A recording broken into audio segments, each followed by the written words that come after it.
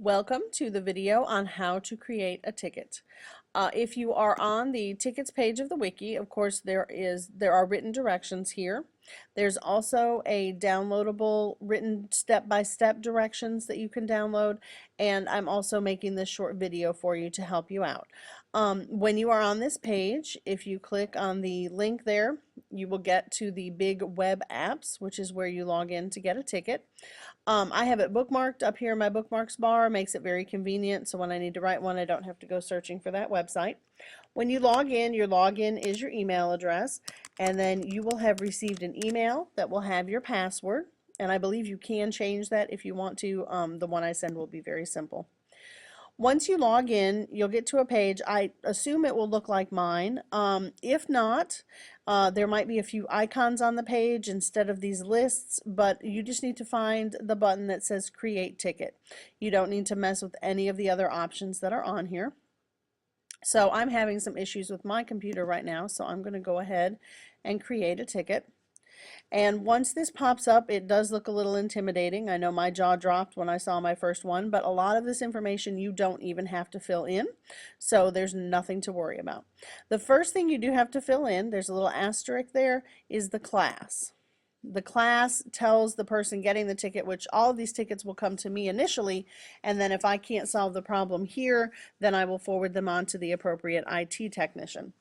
So the first one is account management. If you have a student who's come in and it's been a few days and they have not gotten a Connect to School login yet, students who are moving from different places, a student who's leaving, you can let me know about that as well, and we can make sure that the information gets into the system. As you scroll down, a lot of these you won't use. Email, of course, if you're having any trouble with your email. NCWise won't be there anymore. We'll be using PowerSchool, so I assume they'll be changing that. Printer problems, phone problems. If you do have a phone problem, make sure you include the extension of the phone and its location. Smartboards includes both your smartboard and your projector, so if your bulb goes out, click smartboards and that will take care of that. And then as you get down here to the bottom, then we get into your actual computers. We have laptops, and the ones that don't say laptops are desktops. We don't have a whole lot of desktops, but there are a few around. And then thin client are the older computers that when you log into them, they just immediately go to Connect to School. I think some of you have those in your classrooms. The problem I'm having is on my laptop, which is a Mac, so I'm going to click that button. And then I don't have to worry about anything else until I come down here. And it is helpful to attach the asset number from your device, whatever it is you're having an issue with. Some of the problems can be solved remotely, and if they have the asset number, it's easier for them to find your computer. Once you type it in, it should pop up. For some reason, my particular computer is not popping up. I don't know why. So I'm just going to go ahead and type in the asset number. That came from the tag on the computer that said Chapel Hill School System. It's a six-digit number, pardon me. And then you don't have to do anything else until you come down here to subject.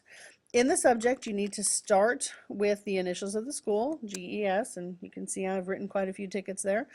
And then just simply state your problem. So I have a home syncing error.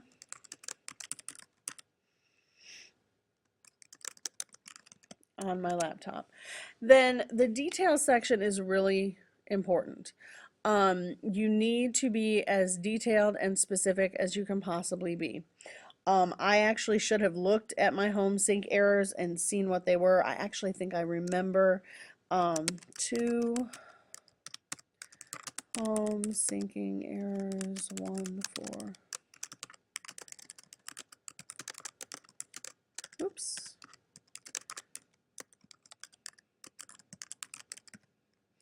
But what I did, and this is also very helpful, a picture is worth 1,000 words. When those syncing errors came up on my computer, I went ahead and took a screenshot of them so I could let the person fixing the computer know exactly what was going on. So I'm going to add that I am attaching screenshots. I've done this just by taking a screenshot, and sometimes I've also taken a picture. Someone brought a computer to me that had been damaged, so I just used my cell phone, took a picture, emailed it to myself, and then what's the word I'm looking for? Added it to this ticket to see what we could do about the computer. So don't be shy about attaching any sort of picture that will help identify what the problem might be. To attach the pictures, you simply click choose file, and then if you're lucky you won't get the beach ball of death. And they are on my desktop, and I actually have 2 of them. So I'm going to go ahead and upload both of those screenshots. And now I know that when they look at this ticket, they're going to be able to look at those screenshots and see exactly what those errors are.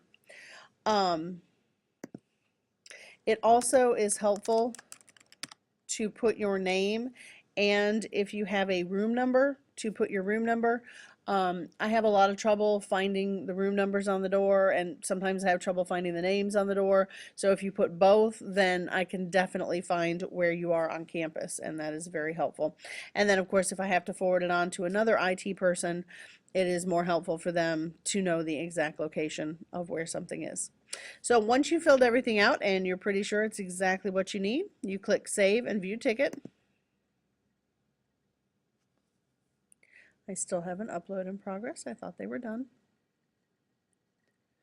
And then you will see the ticket you've written, and it will come to me in my email. You may get a copy in your email as well. I'm not sure if that will happen.